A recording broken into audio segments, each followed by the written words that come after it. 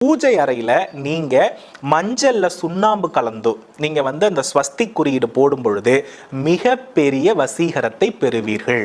ஸ்வஸ்திக் குறியீடுக்கு லக்ஷ்மியை நிறுத்தி வைக்கிற யோக அமைப்பு இருக்கிறது. ரெண்டாவது தாமரை குறியீடு. இப்ப 8 செல்வங்கள் 8 லக்ஷ்மிகளாக பாவிக்கப்படுகிறது. 8 இதழ் கொண்ட தாமரை இருக்கு இல்லையா, அதை ஒரு படமாக சித்திரமாக நம்ம வரைந்து வீட்டில் வைக்கின்ற பொழுது கட்டாயமாக செல்வ வசியம் இருக்கும்.